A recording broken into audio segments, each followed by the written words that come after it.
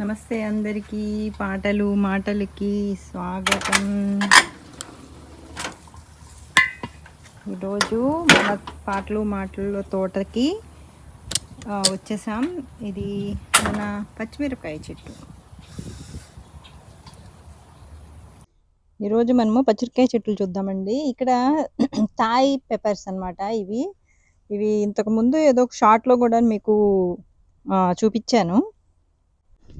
ఒక సినిమాలో మన పాటలు మాటలు అనే పేరు ఉంటే మన మన ఛానల్ని ఈ సినిమాలో ప్రమోట్ చేయించా అని చెప్పి సరదాగా పెట్టాను. ఆ చెట్టు అనమాట. అప్పుడు అన్నీ గ్రీన్గా ఉన్నాయి, ఇప్పుడేమో అన్నీ కలర్ పండిపోయి కలర్ మారిపోతున్నాయి. ఈ చెట్టు నేను ఇక్కడ లోకల్ నర్సరీలో కొన్నాను. చాలా చిన్న చెట్టు కొన్నాను. ఇది చాలా పొడవు పెరిగింది. ఆల్మోస్ట్ 3 ఫీట్ దాకా 3 ఫీట్ పైనే పెరిగింది. చెట్టు కొమ్మకి ఆకుకి కాయలు వచ్చినాయి, పచ్చడికాయలు. కానీ ఈ కాయలు మనం తినలేమండి.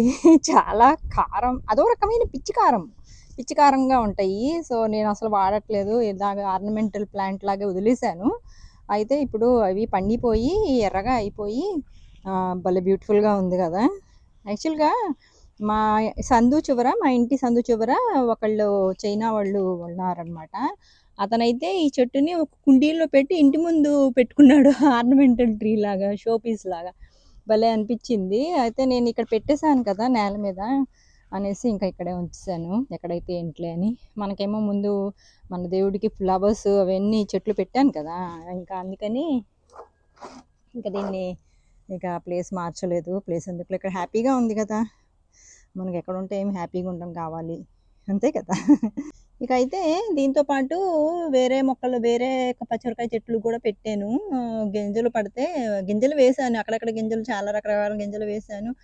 అవన్నీ మొక్కలు వస్తే తీసుకొచ్చి అవన్నీ ఇలాగా కొన్ని ఇక్కడ పెట్టాను అనమాట. అయితే మామూలుగా మనం కూరల్లో వేసుకునే పచ్చిమిరపకాయ చెట్లు కూడా ఉన్నాయి ఇక్కడ. ఇంకో ఈ చెట్లు కాయలు కనబడుతున్నాయి కదా, దీనికి కొన్ని కాయలు ఉన్నాయి. ఇప్పుడు కూరకు కూడా నాకు కావాలి. ఇంకా చూసారా, ఎండకు కనబట్లేదు. ఎండ ఇక్కడ ఫ్లోరిడాలో ఇప్పుడు ఎండాకాలం అండి. మాకు ఎండలు మండిపోతున్నాయి. మాకు ఫ్లోరిడాలో ఎండలు మన ఇండియాలో లాగే ఉంటాయండి. ఇండియాలో విజయవాడలో ఉన్నట్టే ఉంటాయి. ఇండియా విజయవాడని మిస్ కాలేకుండా ఉండడానికి అన్నట్టుగా ఇక్కడ ఎండలు అంత ఎండలుగా ఉంటాయి. సో ఇక్కడ రకరకాల చెట్లు వేసాను, ఒక 2-3 వెరైటీస్. ఇదిగోండి, ఇక్కడ ఒక పండుకాయ, ఇది వేరే వెరైటీ. కొంచెం లావుగా ఉంటుంది, సన్నగా లావుగా ఉండి పొట్టిగా ఉంటుంది, కొంచెము మీడియం సైజులో. ఇంకా ఈ చెట్టుకి ఇంకా కొన్ని కాయలు అయితే ఉన్నాయి. సరే, ఇప్పుడైతే మనము పచ్చిమిరపకాయలు కొన్ని కోసుకొని వెళ్దాము. ఈ పచ్చిమిరపకాయలు కాదండి, మామూలు పచ్చిమిరపకాయలే.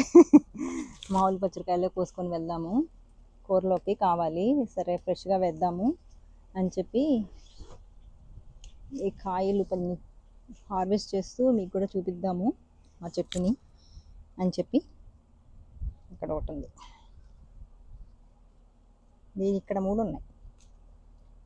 అయితే మన కూరకి ఇవి సరిపోతాయి, ఈ కూరలకి వాటికి సరిపోతాయి. ఓకే, ఎండ బాగా ఉందండి, ఇంకా అలాట్లేదు, వెళ్ళిపోదాం.